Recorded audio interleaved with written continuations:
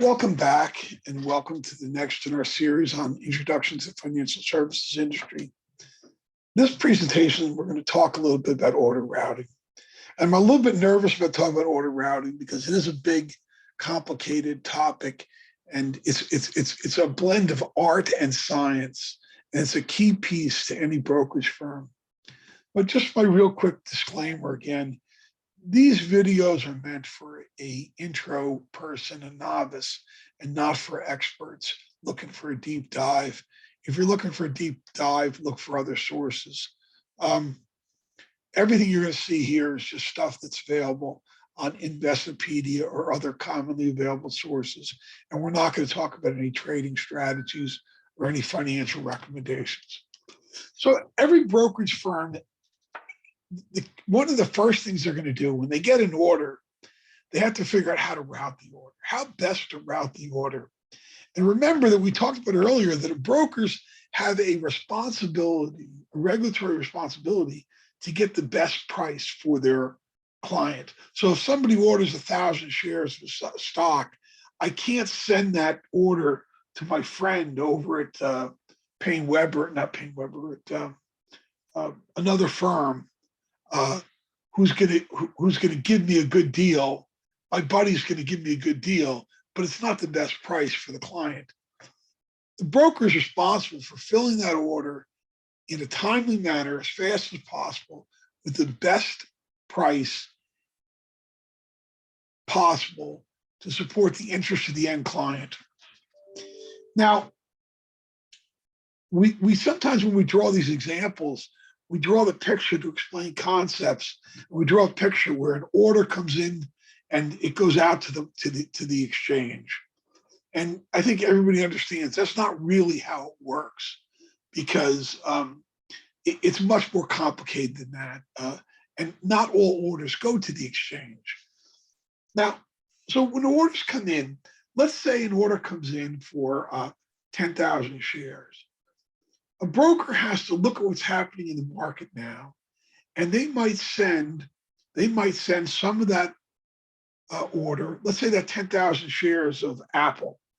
They might send 1,000 shares of that to the exchange and fill it with a buy of 1,000 shares on the exchange. Let's say the exchange. I don't think it's Apple is Apple NASDAQ or New York Stock Exchange. So they might fill that order at the exchange, but maybe they're going to send 1,000 shares to they're going to fill that block order with the exchange, but maybe they're going to send another 1,000 shares of that order over to a market maker. And maybe there's a couple different market makers at different firms. And maybe there's also going to go and they notice that they're getting good prices on one of the ECNs, BATS or whoever, Instinet or one of the electronic communications networks. So maybe they'll fill the order, part of it there.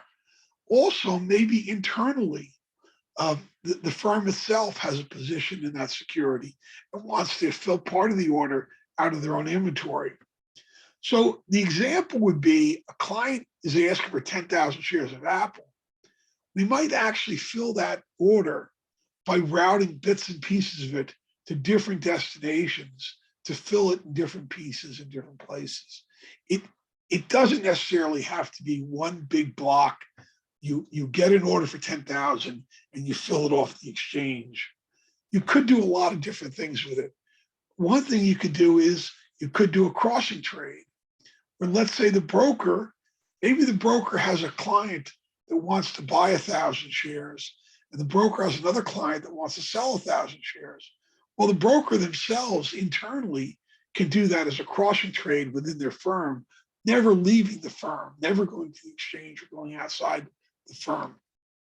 So brokers have to have very sophisticated software and strategies, and it's constantly changing electronically through the day as the markets shift, as things happen in the market, as prices change in different points. So the broker has to have a sophisticated strategy that looks at all the destinations that can be used to fill this order and figure out how to get the best execution for the client. So as I said, brokers can get liquidity for filling this order from a lot of different things.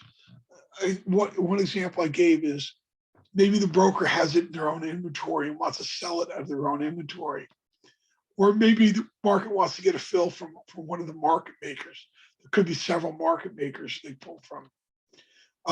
There could be, the security maybe it's traded on multiple exchanges and they want to pull it from different exchanges or electronic exchanges.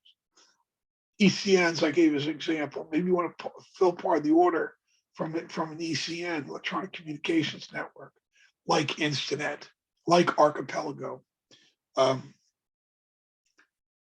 Another example, which I talked about earlier, is crossing trades, where the broker has another customer within the same firm, where one customer wants to buy, another customer wants to sell, and the broker can do an internal crossing trade and save the cost of any exchange fees or anything else.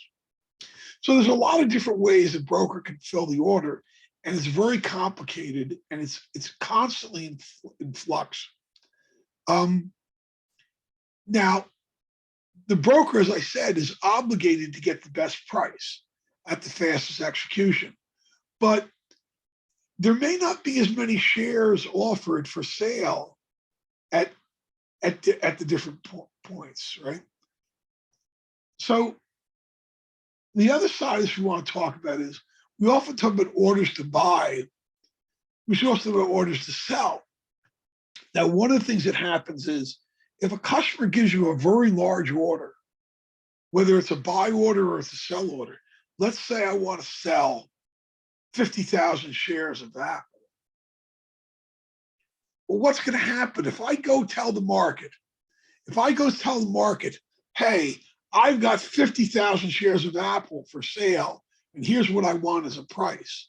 What's going to happen? If I say I got 50,000 shares of Apple for sale, it's going to force the price to come down. That's just how the market works. If I say I've got 50,000 shares that I want to buy, it's going to make the price go up. So when there's very large orders, block orders being filled, brokers sometimes, in order to protect the interests of their clients, it's a little bit of poker playing.